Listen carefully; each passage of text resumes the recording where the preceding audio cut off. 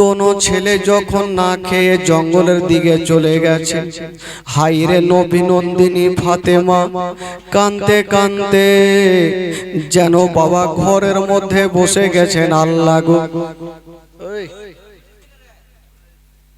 তোরা ওইদিকে যা, তোরা খুব শয়তানি করছিস, যা।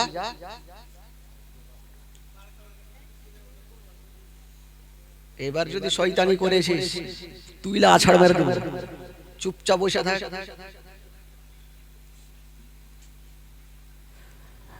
বেরাদার বন্ধুগণ ভাই, হাইরে মা ফাতেমা তো জাহরা ঘরের কোণাতে বসে বসে কাঁদছেন বাবা। আর ওইদিকে আমার দয়ার নবী মুস্তাফা এক পা দুই পা করে চলে আসলেন ফাতেমার কাছে। বলছেন, ওরে বেটি ফাতেমা, হে আচ্ছা বলো রে মা, বলো তোমার দোনো বেটা কোথায় আছে, একবার ডেকে দাও। নবী নন্দিনী ফাতেমা চর করে কাঁদতে লাগিল।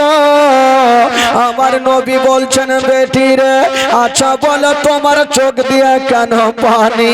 ফাতেমা বলছেন, আব্বা গো, আব্বা গো, আমার মনটা ভালো করে নাই গো আব্বা।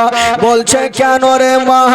বলছেন, আব্বা গো, আমার দোনো বেটা আমার কাছে খাবার চেয়েছিল আব্বা, আমি দিতে পারলাম না, তার জন্য আমার দোনো বেটা রাগ করে জঙ্গলের দিকে চলে গেছে না, আমার মনটা ভালো করে না।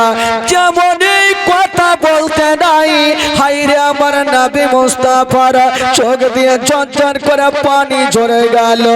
আমার নবী ভাবছেন, আল্লাহ গো, আমার দোনো নাতি কত না কষ্ট করে। বলছেন, বেটি রে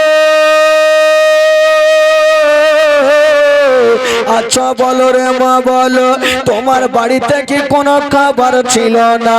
বলছেন, আব্বা গো, খাবার যদি থাকতো আব্বা, তবে আমার দোনো বেটাকে আমি ঘোরাতাম না। আব্বা, যদি খাবার থাকতো আব্বা, আমার দোনো বেটাকে আমি ঘোরাতাম না। আমার নবী হচ্ছে রাহমাতুল লিল আলামিন। আমার নবী ফাতেমার হাত ধরে বলছেন, বেটি চিন্তা করো না রে মা, আমার দোনো নাতি কষ্ট পাচ্ছে, মা আমার কলেজা খানা কাঁদছে রে মা। তোমার বাড়িতে যখন খাবার নেই তুমি চিন্তা করো না, আমি এক্ষুনি বেরিয়ে যাব মা, কোথাও কাজ কাম করে তোমার দোনো বেটার জন্য কিছু খাবারের ব্যবস্থা করে নিয়ে আসিব। শুনেন ভাই ঘটনা, কলেজা খানা ফেটে যাবে ভাই, চোখের পানি ধরে রাখতে পারবেন না। আমার নবী বলেছিলেন, বেটি তুমি চিন্তা করো না মা, আমি কোথাও যাব আর কাজ কাম করে তোমার দোনো বেটার জন্য কিছু খাবার নিয়ে চলে আসিব। মা তুমি চিন্তা করো না। আমার নবী কথা বলে জঙ্গলের দিকে বেরিয়ে যাচ্ছেন কোথাও কাজ খোঁজার জন্য। নবী হচ্ছে রাহমাতুল লিল আলামিন, চোখে পানি নিয়ে এক পা দুই পা করে চলে যাচ্ছেন। একটা বিশাল বড় জঙ্গলে পৌঁছে গেল। সামনে তাকিয়ে দেখছেন বাবা, একজন ইহুদি একটা গাছের তলাতে বসে আছে। কিন্তু বেরাদার আমার নবীকে ইশারা করে ডাকছেন। মক্কা নগরে আমার নবীকে সবাই আলামিন বলে জানতো, সত্যবাদী বলে জানতো। নবীকে কাছে ডাকলো। ওই ইহুদি বলছেন, ওগো আলামিন, আপনার চোখে পানি কেন? আপনি কেন এসেছেন বলো না। আমার নবী বলছে, ভাই রে, আমি এসেছি কোনো কাজ কাম করার জন্য, কোথাও কি কাজ কাম পাওয়া যাবে? ওই ইহুদি মনে করলো এই আলামিনকে এমন একটা কাজ দিব যেই কাজটা করতে পারবে না, আর যদি না পারে তবে নবীকে কষ্ট দিয়ে দেব। বেরাদার বন্ধুরা, যেই নবী না হলে আসমান জমিন সৃষ্টি হতো না, যেই নবী না হলে পাহাড় পর্বত সৃষ্টি হতো না। ওই ইহুদি বলছেন, ওগো আলামিন, আমার বাড়িতে একটা কাজ আছে, হয়তো তুমি কাজটা করতে পারবে না। আমার নবী বলছে, ভাই আচ্ছা বলো তোমার কি কাজ আছে?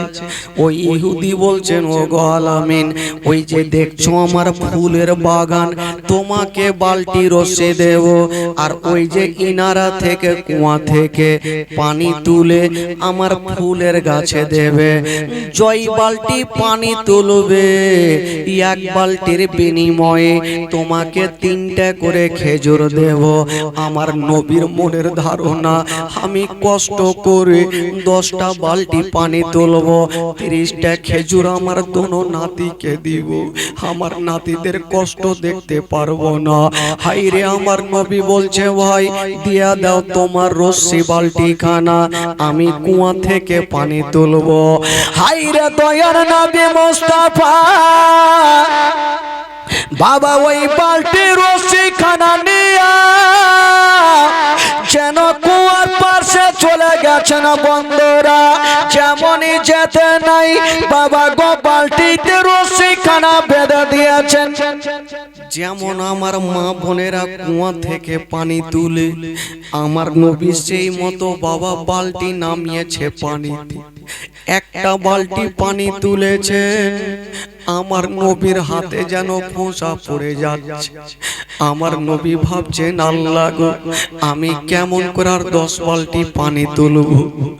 কষ্ট করে 1 বালতি পানি তুলে ফুলের গাছে দিয়েছেন, আর 1 বালতি পানি তুলে ফুলের গাছে দিয়েছেন। ইহুদি দূরে দাঁড়িয়ে দাঁড়িয়ে আমার নবীর দিকে দেখছে।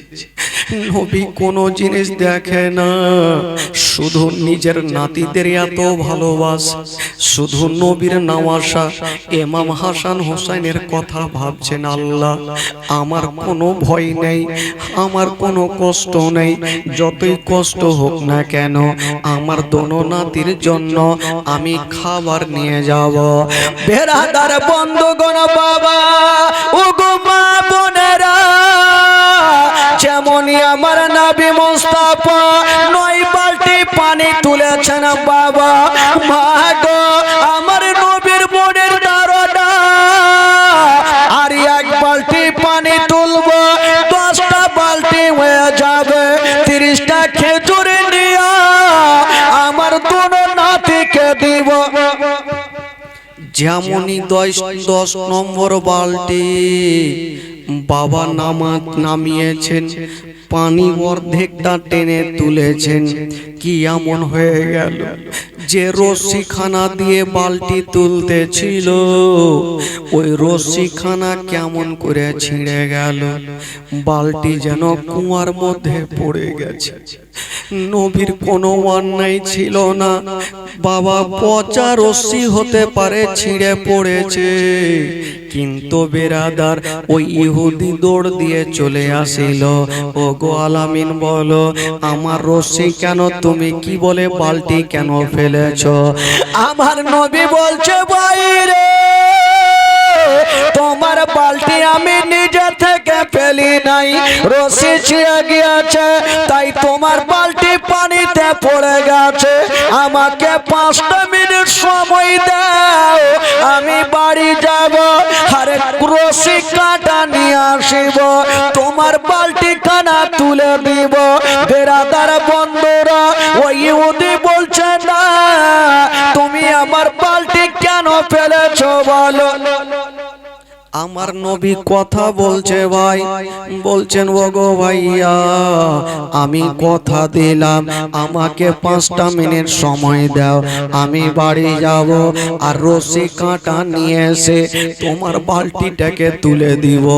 কথা চলছে ভাই, আর হঠাৎ করে ইহুদি আমার নবীর পাশে দাঁড়িয়েছিল, হঠাৎ করে ডান হাতটা তুলে দিয়া বাবা গো আমার নবীর সাদা গালে যেন একটা চর জোরে করে মেরে দিয়েছে। যেমনই আমার নবীর গালে একটা তামাচা চালিয়েছে মা, আমার নবীর সাদা গালে যেন 5টা আঙ্গুলের দাগ বসে গেল। যেমনই বাবা গো আমার নবীর গালে একটা চড় মেরেছে, আমার নবীর গালে 5টা আঙ্গুলের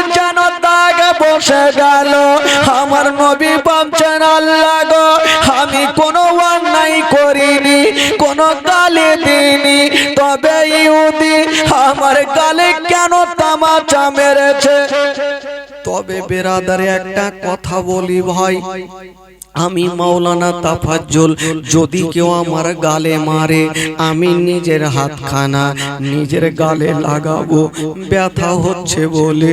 কিন্তু আমার নবী কেমন করেছিলেন ভাই, যেমন ইহুদি আমার নবীর গালে তামাচা মেরেছে, আমার নবী নিজের হাতখানা নিজের গালে দিলেন না, ওই ইহুদির হাতখানা ধরে এইভাবে ধরে নাড়ছে আর বলছে, ভাই রে তুমি আমার গালে এত জোরে মেরেছো, তোমার হাতে কি ব্যথা হয়েছে? তোমার হাতে কি ব্যথা হয়েছে? যেমন এই কথা বলতে নাই, ওই ইহুদি হাউমাউ করে কাঁদতে আরম্ভ করলো। জানি না আমি যার গালে তামাচা মেরেছি উনি নিজের হাতখানা নিজের গালে দিল না, আমার হাতখানা সাহালিয়ে দিচ্ছে। ইনি সাধারণ ছেলে হতে পারে না, ইনি হবে শেষ জামানার নবী। ওই ইহুদি বন্ধুরা আমার নবীর কাছ থেকে যেন বাড়ি পালিয়ে গেল। আমার নবী কয়েকটা খেজুর নিয়া এক পা দুই পা করে যেন ফাতেমার গেটা ডাক দিচ্ছেন বাবা, যেমনই ডাক দিচ্ছেন মা,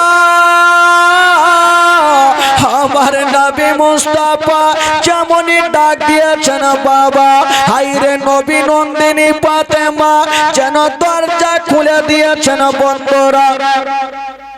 যেমনই দরজা খুলেছেন বাবা, হাইরে আমার নবী একটা গালে একটা হাতে খেজুর নিয়ে আছেন আর একটা হাত নিজের গালে রেখেছেন। আমার বেটি ফাতেমা যেন আমার গালখানা দেখতে না পাই, কারণ বেটিরা সব থেকে মা বাবাকে ভালোবাসে। মার কষ্ট হলে বেটিরা দেখতে পারবে না, বাপের কষ্ট হলে বেটিরা দেখতে পারবে না। ফাতেমা যদি বাপের গালখানা দেখে লেয় তবে ফাতেমা থাকতে পারবে না। আমার নবী হাতখানা গালে ডাক দিচ্ছেন, মা দরজাখানা খুলো রে বেটি। হাইরে ফাতেমা বাপের আওয়াজ পেয়ে সঙ্গে সঙ্গে দরজা খুলেছেন বাবা। যেমনই দরজাখানা খুলেছেন দেখছেন আমার নবী দাঁড়িয়ে, কিন্তু আমার নবীর চোখ দিয়ে যেন ঝরঝর করে পানি ঝরে যাচ্ছে। ফাতেমা বলছেন, আব্বা গো আপনি কাঁদছেন কেন বলুন আব্বা? আমার নবী বলছেন, বেটি রে এই যে খেজুর এনেছি মা, তুমি খেজুর কানা নিয়ে নাও। কিন্তু হাইরে ফাতেমা লক্ষ্য করে দেখছেন বাবা, আমার নবী একটা হাত গালের মধ্যে রেখেছে। ফাতেমা বলছেন, আব্বা গো আপনি একটা হাত গালে কেন রেখেছেন? একবার হাতখানা টানেন আব্বা। আমার নবী বলছেন, বেটি রে আমি যদি হাতখানা টানি মা তুমি সহ্য করতে পারবে না, তুমি দেখতে পারবে না। ফাতেমা বলছেন, আব্বা গো আপনার এমন কষ্ট নাই আব্বা যে আমি দেখি নাই আব্বা। আব্বা গো আপনি নামাজ পড়ছিলেন আব্বা, হা ওই ইহুদিরা এসে আপনার পিঠের ওপরে উটের নাড়ি ভুঁড়ি চাপিয়েছিল। আমি আপনার ছোট্ট বেটি ফাতেমা দৌড়াতে দৌড়াতে গিয়ে উটের নাড়ি ভুঁড়ি নামিয়েছিলাম আব্বা। আপনার সব দুঃখ জানি আব্বা, একবার হাতখানা টানেন, আপনার হাতখানা গালখানা আমি দেখবো আব্বা।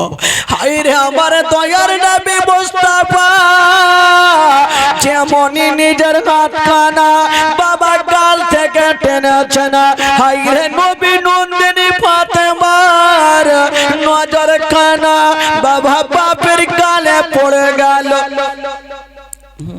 বাপের গালে পড়ে গেছেন। হাইরে ফাতেমা বলছেন, আব্বা গো আপনার সাদা গালে 5টা আঙ্গুলের কেন দাগ বসে গেছে? আমার নবী বলছেন, বেটি রে আমাকে চিনতে পারেনি রে মা, তার জন্য আমার গালে চড় মেরেছে। তবে মা রে তোমাকে একটা কথা বলি, যদি আমাকে চিনতে পারতো তবে আমার গালে তামাচা মারতো না। বেরাদার বন্ধু বন্ধুগণ বাবা, হায় রে আমার নবী মুস্তাফা দাঁড়িয়ে আছেন আর ছোট্ট বেটি ফাতেমা বাপের গালখানাই ভাবে সুন্দর করে সাহায্য দিচ্ছেন। ফাতেমা ডুকরে ডুকরে কাঁদছেন। দোনো নাতি চলে আসলো, নানা গো নানা আপনি কাঁদছেন কেন নানা, আপনার গালে কি এমন হয়েছে নানা? আমার নবী থাকতে পারলেন না, দোনো নাতিকে ধরে বুকখানে লাগিয়েছেন, গালে মুখে চুমা খাচ্ছে, বলছে তোমরা কোথায় গেছিলে বলো, এই যে তোমাদের জন্য খাবার এনেছি।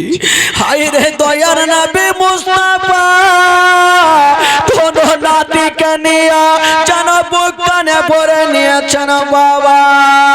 দোনো নাতি বলছে নানা গো কে এমন আপনার গালে তামাচা মেরেছে নানা? হায় রে আমার নবী মুস্তাফা, যেই নবী না বলে আসমান জমিন সৃষ্টি হতো না, যেই নবী না বলে পাহাড় পর্বত সৃষ্টি হতো না। ওই নবী মুস্তাফা ঝরঝর করে কাঁদছে। ফাতেমা তু যারা নিজের আব্বার গালটাকে সাহালিয়ে দিচ্ছে। বেটি রে হাজার হইল বেটি নিজের বাপের কষ্ট দেখতে পারবে না। বেটি যখন বাপের গালখানা সাহালিয়ে দিচ্ছে, বাবা গো এই দিকে কাঁদতে থাকলো। কিন্তু যে ইহুদি আমার নবীর গালে তামাচা মেরেছিল তার কি অবস্থা হইল? ওই ইহুদি আমার নবীর গালে তামাচা মেরে এক পা দুই পা করে বাড়ি পালিয়ে গেল, নিজের বিবির সামনে দাঁড়িয়ে গেল, বিবি আমার একটা মারাত্মক আমি ভুল করে ফেলেছি, জানি না আমার কি হবে, যে আলামিনকে আমি মেরেছি আর ওই আলামিন নিজের গালটা না নেড়ে আমার হাতখানা সাহালিয়ে দিয়েছে। ও বিবি আমার,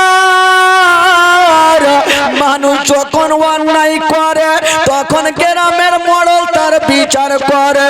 ও বিবি আমার, আমি কোন মোড়লের কাছে যাব না। বিবি বলছে স্বামী গো আপনি কোথায় যাবেন? বললো যাও ঘর থেকে হাসুয়া নিয়ে চলে আসো। বলছে হাসুয়া কি করবে? বিবির মনে ভয় হয়ে গেল, জানি না আমার স্বামী হাসুয়া খানা কি করবে। বিবি সাহেবা হাসুয়া খানা এনে দিল। ওই ইহুদি হাসুয়া খানা নিয়ে যে হাত দিয়া আমার নবীর গালে তামাচা মেরেছিল, ওই ইহুদি নিজের হাতখানা নিজেই কেটে ফেললো। কাটা হাতখানা নিয়েছে আর বলছে বিবি রে আমাকে নবীর কাছে নিয়ে চলো, আমি নবীর কাছে ক্ষমা চাইবো, আমি অন্যায় করে ফেলেছি। ওই ইহুদি বাবা নিজের বিবির সঙ্গে আমার নবীর কাছে পৌঁছে গেল। গিয়েছেন বন্ধুরা, বলছেন ইয়া রাসূলুল্লাহ, ইয়া হাবিবাল্লাহ নবী গো, আমি একটা মারাত্মক অন্যায় করে ফেলেছি। ইয়া রাসূলুল্লাহ আমি অন্যায় করে ফেলেছি, তবে নবী গো আমি যেই হাত দিয়ে আপনার গালে মেরেছিলাম আপনারা আমি নিজের হাতখানা আমি নিজেই কেটে ফেলেছি। আমার নবী বলছে এক কাজ করো, একটু আমার কাছাকাছি হয়ে যাও। আমার নবী মুস্তাফা ডাকলেন। ইহুদি গিয়ে বলছেন ইয়া রাসূলুল্লাহ, ইয়া হাবিবাল্লাহ নবী গো আপনাকে আমি চিনতে পারিনি, আমি ভুল করে ফেলেছি, আপনি দেরি করবেন না, আমাকে মধুমাখা কলমা শরীফ পড়াইয়া দেন। আমার নবী কালেমা পড়াইয়া দিলেন। যেমনই কালেমা পড়েছেন বাবা, আমার নবী ডাকছেন ভাইয়া একটু কাছে আসো। ইহুদি কাছে চলে গেছেন বাবা। যেমনই কাছে গেল, ইহুদির কাটা হাতখানা আমার নবীর সামনে রেখেছেন। আমার নবী মুস্তাফা নিজের থুথু মোবারকা নিয়ে একটু ইহুদির কাটা জায়গাতে লাগিয়ে দিয়েছেন। যেমনই লাগিয়েছেন বাবা, ওই ইহুদের কাটা হাত ভালো হয়ে গেল। জোরে বলুন, আরো জোরে। ওই ইহুদির কাটা হাত ভালো হয়ে গেল। বেরাদার বন্ধুরা, ওগো মা বোনেরা, আমার নবী পাক ইসলাম ইসলামের জন্য ইসলাম প্রচার করতে গিয়া আমার নবী কত কষ্ট করেছেন বাবা। কিন্তু বেরাদার বন্ধুরা, আমার নবী পাক নিজের বংশের জোর দেখিয়ে কখনো ইসলাম প্রচার করায়নি। ওই ইহুদিকে এমন আমার নবী ব্যবহার দেখালেন, ওই ইহুদি আমার নবীর কালেমা পড়ে মুসলমান হয়ে গেল। লা ইলাহা ইল্লাল্লাহ, বল লা ইলাহা ইল্লাল্লাহ, লা ইলাহা ইল্লাল্লাহ, লা ইলাহা ইল্লাল্লাহ, লা ইলাহা ইল্লাল্লাহ মুহাম্মাদুর রাসূলুল্লাহ সাল্লাল্লাহু আলাইহি ওয়াসাল্লাম। জোরে বলুন সুবহানাল্লাহ। একটু মহব্বতে বলুন। বেরাদার বন্ধুগণ, এবার দোনো ছেলে মার কাছে থাকতে লাগলেন। দিন যাই সময় কাটে, দিন যাই সময় কাটে। একদিন মা ফাতেমাতু জাহরা, বাবা ঘটনা শুনেন, ইমান তাজা হয়ে যাবে। মাগো একটু শুনেন খালা। মা ফাতেমাতু জাহরা রাদিয়াল্লাহু তাআলা আনহা দোনো বেটাকে একদিন পার্শ্বে ডেকেছেন। তাদের বয়স 6 এবং 7 বছরের ছেলে। পার্শ্বে ডেকেছেন আর গালে মুখে চুমা খাচ্ছেন, আদর করছেন। যেমন আমরা নিজের সন্তানের আদর করি সেরকম আদর করছেন, সহজ করছেন। একবার কপালে চুমা খাচ্ছেন, একবার গালে চুমা খাচ্ছেন, একবার মুখে চুমা খাচ্ছেন।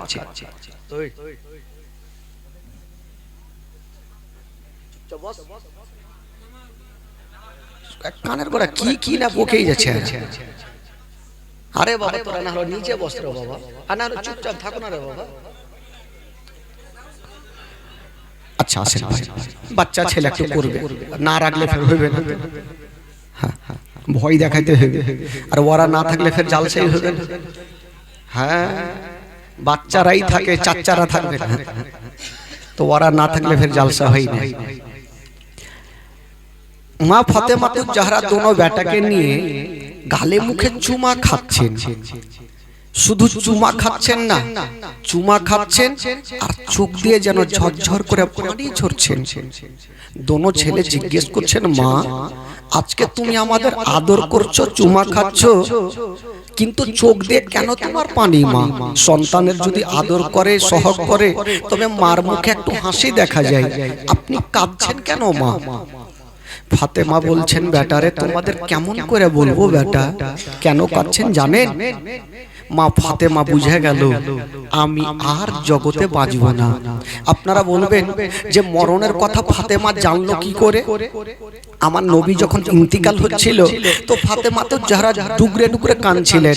আমার নবী একটা কথা বলেছিলেন, বেটি রে চিন্তা করো না মা, আমার ইন্তিকালের 6 মাস পর তোমারও ইন্তিকাল হবে।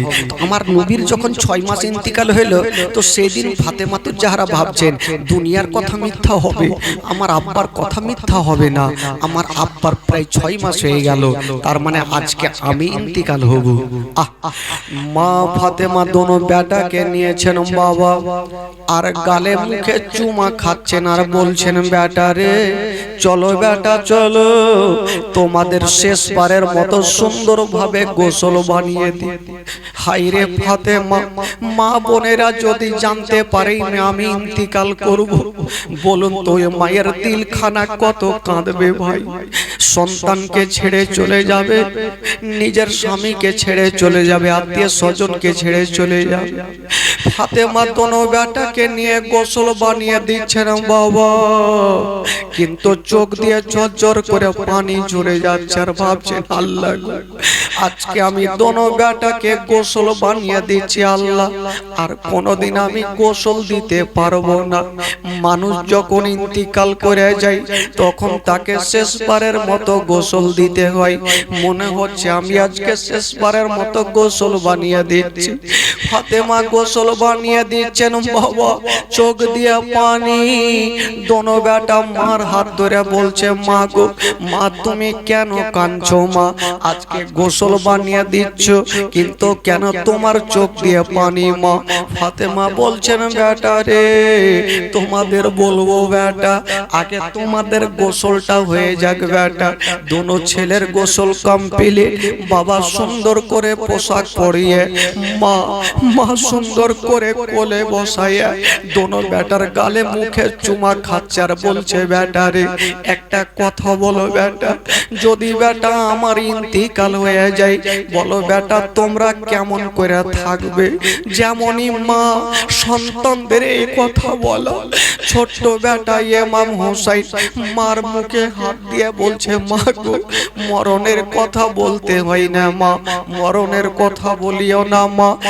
সন্তানের যদি মা না থাকে তবে দুনিয়াটা অন্ধকার মা, মা তুমি মরণের কথা বলিও না মা। ফাতেমা দোনো বেটাকে বুক কানে নিয়ে বলছে, বেটা রে ওরে লাডলা দুলারা, ওরে কলেজার পাড়া, ওরে নয়নের তারা, আমি আর বেশিক্ষণ বাঁচবো না বেটা। এই দাঁড়া, কে কথা বলছিলাম? আমি হয়তো বেশিক্ষণ বাঁচবো না বেটা, আমি হয়তো দুনিয়াটা ছেড়ে বিদায় নিয়ে চলে যাব। যেমন এই কথা বলা কোন ছেলে মারা কানা ধরে যেন টুকরে টুকরে কানতে লাগলো, মা গো ও গো জননী মা তুমি আজকে মরণের কথা কেন বলছো গো মা?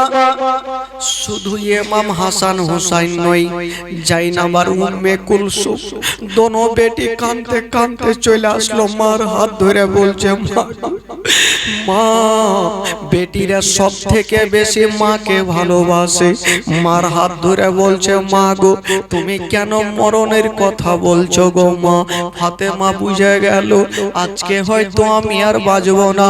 যদি আমার ইন্তিকাল হয়ে যায় আমার দোনো বেটা আর দোনো বেটির দেখভাল কে করবে? কাকে সঁপে দিয়ে যাব? ডাক দিচ্ছেন নিজের স্বামীকে।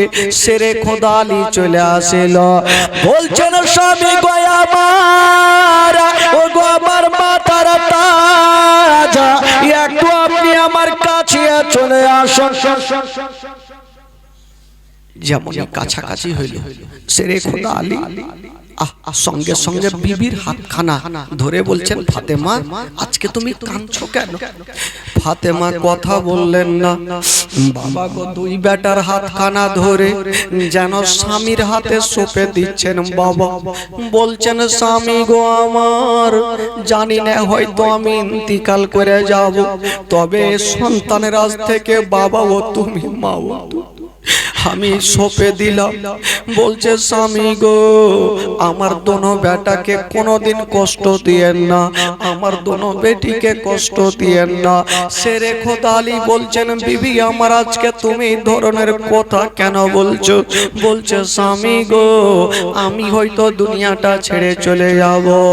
শেরে খোদা আলী বলছেন, বিবি আমার মরণের কথা বলিও না, তুমি যদি চলে যাও আমার সারাটা জীবন অন্ধকার হয়ে যাবে। বাবা গো কাউরি যদি বিবি অসুস্থ থাকে তবে স্বামীর মনটা ভালো করবে না, আর কাউরি স্বামীর মন যদি অসুস্থ থাকে তবে বিবির মনটা ভালো করবে না। কোন বিবি যদি স্বামীকে বলে আমি ইন্তিকাল করে যাব, বলুন তো স্বামীর দিলটা কেমন করবে? শেরে খোদা আলী হাতখানা ধরে বলছে, ফাতেমা এ ধরনের কথা বলিও।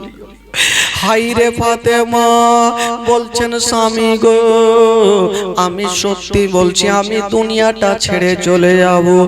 বাবা গো, দোনো বেটা কাঁদছে।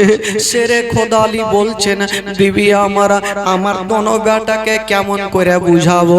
ফাতেমা বলছেন স্বামী গো, আমার দোনো বেটাকে একটু ঘরের মধ্যে রেখে আসেন, আপনার সঙ্গে আমি কিছু আলাপ আলোচনা করব। স্বামী স্ত্রীতে মোহাব্বত কেমন ছিল বাবা, স্বামী স্ত্রীতে ভালোবাসা কেমন ছিল?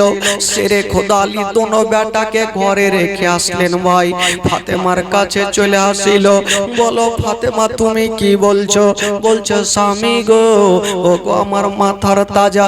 বাবা স্বামীর হাতখানা ধরে বলছে স্বামী গো, আপনার সঙ্গে ঘর সংসার করলাম, স্বামী গো যদি আমার চলাতে ফিরাতে কোনোদিন আমি অন্যায় করে থাকি আমাকে বিবি বলে ক্ষমা করে দিও। মা গো, কোন ফাতেমা স্বামীর কাছে ক্ষমা চাইছে মা, যেই ফাতেমা হচ্ছে জান্নাতি নারীদের সরদারিনী মা, ওই ফাতেমা যদি রাজি করে দেন ফাতেমাকে, মা জান্নাত গ্যারান্টি হয়ে যাবে মা।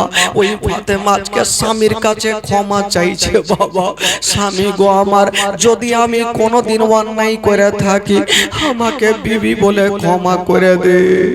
শেরে খোদা আলী বলছেন ফাতেমা আজকে তুমি কোনো অন্যায় করনি, তুমি স্বামীর হকটা আদায় করেছো, ফাতেমা আমি তোমাকে ক্ষমা করে দিলাম।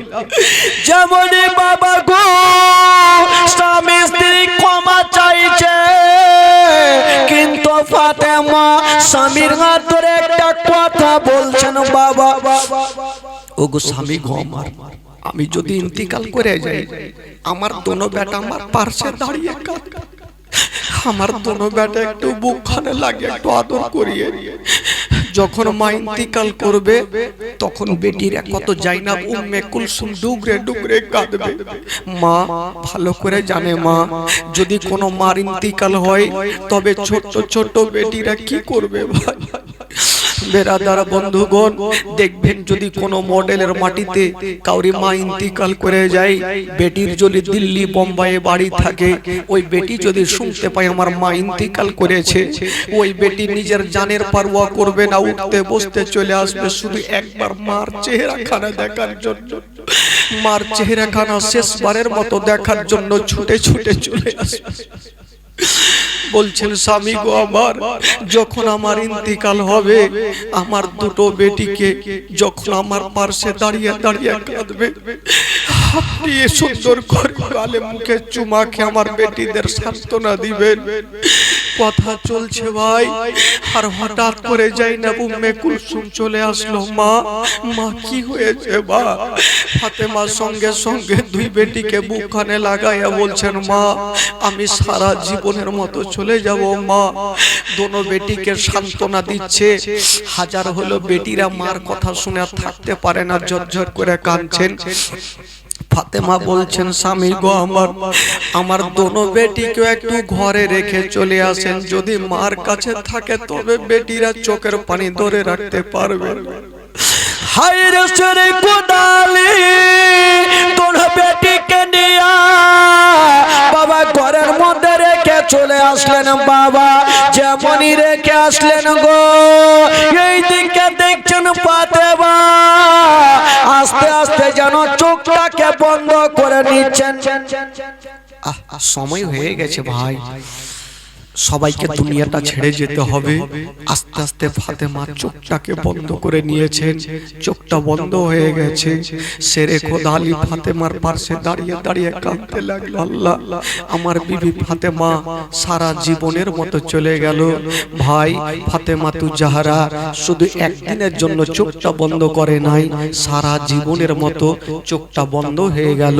সকলে পড়ুন ইন্না লিল্লাহি ওয়া ইন্না ইলাইহি রাজিউন। ইন্তিকাল করলেন, কিন্তু বেরাদার মানুষ যখন ইন্তিকাল করবে একটা জিনিস ভাবেন, যদি এই বাড়িতে বা আশেপাশের বাড়িতে কেউ ইন্তিকাল করে তবে গোটা গ্রামের লোকজন ছুটে চলে আসবে, আজকে অমুকের বাড়িতে ইন্তিকাল করেছে দেখার জন্য চলে আসবে। ফাতেমা যখন ইন্তিকাল করেছেন লোকজন জমা হয়ে গেল, সবাই চলে আসলো। বাবা গো সাদা কাফন দিয়ে দেওয়া হইল। ইমাম হাসান হোসেন ঘরের মধ্যে চিন্তা চিন্তা করছেন আল্লাহ আমার বাড়িতে লোকজনের ভিড় কেন, একবার যাই দেখে গিয়ে নিজের আব্বাকে বলছেন আব্বা আব্বা গো আমার মা কোথায়, আমার মাকে কেন দেখা যায় না আব্বা, আমার মা কোথায় গেছে আব্বা। শেরে খোদা আলী বলছেন বেটা রে তোমার মা এত দূরে চলে গেছে বেটা, আর কখনো তোমাদের ছেলে বলে বুকে নিবেন আব্বা, এটা কেমন কথা বলছেন, একটু আগে আমাদের মা আমাদের বুকখানে জড়িয়ে ধরে চুমা খেয়েছে, গালে মুখে চুমা খেয়েছে, গোসল বানিয়ে দিয়েছে, আজকে কেন কথা বলবে না, আব্বা কোথায় আছে। বলছে বেটা রে ওই যে দেখছো খাটলাতে সাদা কাফনে ঢাকা বেটা ওই জায়গাতে তোমার মা শুয়ে আছে, হাজার হইল দোনো সন্তান মার পাশে গিয়ে কাঁদতে লাগলো। শেরে খোদা আলী দোনো বেটাকে ধরে নিয়ে ঘরের মধ্যে রেখে আসলেন, বলছেন নিয়ে চলো ফাতেমাকে নিয়ে চলো। বাবা গো এবার নিয়ে যাবে ফাতেমাকে মাটি দেওয়ার জন্য। বেরাদার দোনো বেটা শেষের সময় চলে আসলো কাঁদতে কাঁদতে, বাবা শেরে খোদা আলীর কাছে চলে আসলো, আব্বা একটু দাঁড়িয়ে যান। আরে বেটা আবার কেন আসলি বেটা, আব্বা একটা কথা বলবো আব্বা, আমার মাকে তো নিয়ে যাবেন আব্বা, আর কোনোদিন দেখতে পাবো না আব্বা গো, শেষের সময় একবার খাটলাখানা নামিয়ে দেন, একটু বাঁধনখানা খুলবেন না আব্বা, একবার মার চেহারা খানা দেখবো, কত কথা বলবো। যাই না বুম্বে কুলসুম চলে আসলো, আব্বা একবার খাটলাখানা নামিয়ে দেন, একবার মার চেহারা খানা দেখবো। কোনো বেটি মা ইন্তিকাল করলে বাবা ইন্তিকাল করলে দৌড়িয়ে এসে বলবে ওকে সমাজের মানুষেরা একবার খাটলাখানা নামিয়ে দেন, বাঁধনখানা খুলে দেন, আমি বেটি মার চেহারা দেখবো, বাপের চেহারা দেখবো। বাবা গো এই জন্য তো কবি লিখেছেন বাবা সাদা কাফন পড়াইয়া আতর গোলাপ ছিটাইয়া কাঁধা করে নিয়ে যাবে অন্ধকার কবরে, দাঁড়া একবার মুখটা দেখি, দাঁড়া একবার মুখটা দেখি গোয়া বাজার, দাঁড়া একবার মুখটা দেখি। শত শত লোকেরা নিয়ে যাবে বহিয়া, শত শত লোকেরা নিয়ে যাবে বহিয়া,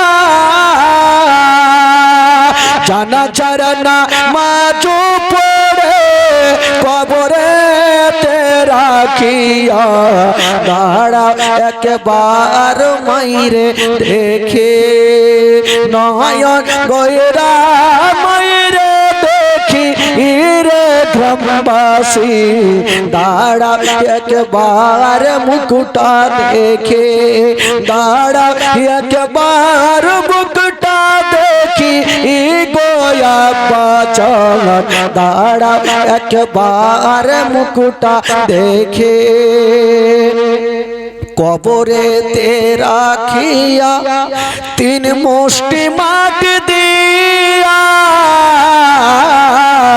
কবরেতে রাখিয়া তিন মুষ্টি মাটি দিয়া,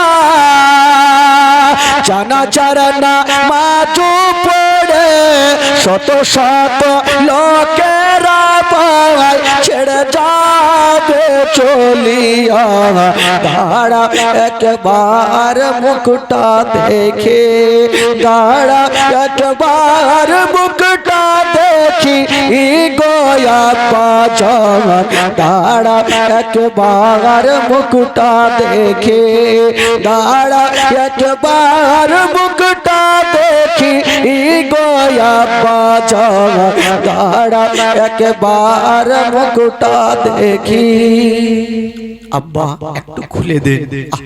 যেমনই বাপকে যদি কোনো সন্তান এরকম কথা বলে, এমন কোনো বাপ নেই যে তার এক প্রথম আগে বারবার সেরে কথা আলী বলছে একটু দাঁড়িয়ে যাও, সন্তানদের একটু মার চেহারাখানা দেখতে দাও।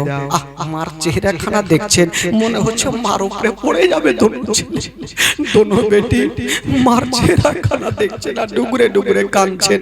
বলছে তোমরা কান্দিও না, আজকে খুশি মনে তোমরা বিদায় দাও। ফাতেমাকে নিয়ে যাব অন্ধকার ঘরে। বাবা গো, মা ফাতেমা জাহরাকে অন্ধকার ঘরে নিয়ে যাওয়া হলো, মাটি দেওয়া হইলো। এ যুবক বন্ধুরা একটা কথা বলছি ভাই, মাটি যখন দেওয়া হইলো দেখবেন যদি কাউরি বিভীন্তিকাল করে মাটি তো হয়ে যাবে, গ্রামের লোক সবাই চলে যাবে, কিন্তু স্বামীর আসতে ভাই এক কদম করে শুধু তাকিয়ে দেখবে বিবির কবরখানা। সেরে খোদা আলী আসতে ইচ্ছা করে না, আমি কেমন করে যাব। বাবা গো একটু দূরে কাঁদছেন, একটা গাছের তলাতে বসে বসে কাঁদছেন। হঠাৎ করে বাড়ির দিক থেকে একটা লোক চলে আসলো।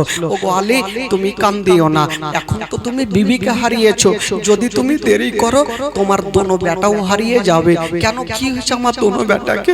বললে আপনার দোনো বেটা দোনো বেটি গাছের তলাতে মা মা বলে কাঁদছে। ভাই যখন কোনো মাকে কবরস্থানে নিয়ে যাবে তখন বেটিরা সেইখানে যেতে পারবে না, বারান্দাতে লোটালোটি করে কাঁদবে, হাগিনাতে কাঁদবে, সবাই ডুবরে ডুবরে কাঁদবে। ও গো আলী, তাড়াতাড়ি করে যান, দেখেন আপনার বেটি হয়তো বাঁচবে না, আপনার বেটা হয়তো বাঁচবে না। সেরে খোদায় আলী দৌড়িয়ে চলে আসলেন, এসে দেখছেন ইমাম হাসান হুসেন গাছের তলাতে মা মা বইলা কাঁদছে। বলছেন বেটারে উঠে বুকখানে লাগিয়েছে, আজকে তোমরা মা মা বলে কান্দিও না, যখন সময় আসবে বেটা সবাইকে দুনিয়াটা ছেড়ে যেতে হবে, তোমরা মা মা বলে কান্দিও না। এই জন্য তো কবি লিখেছেন বাবা, মা মা বলো না, মা গো মা বলো না, মা মা বলো না, মা গো মা বলো না। মায়ের সেবা না করিলে, মায়ের সেবা না করিলে জান্নাত মিলবে না। মা মা বলো না, মা গো মা বলো না, মা মা বলো না, মা গো মা বলো না। মায়ের সেবা না করিলে, মায়ের সেবা না করিলে নেকি মিলবে না। মা মা বলো না, মা গো মা বলো না, মা মা বলো না, মা গো মা বলো না। ও দোহাইয়াম্মা কোথায় গেলে আমারে ছাড়িয়া, ও দোহাইয়াম্মা প্রাণে একাই আমার ভালো লাগবে না। ও দোহাইয়াম্মা কোথায় গেলে আমারে ছাড়িয়া, ও দোহাইয়াম্মা প্রাণে একাই আমার ভালো লাগবে না। ও গোয়াম্মা যেও না ছেড়ে, ও গোয়াম্মা যেও না ছেড়ে আমায় চলিয়া।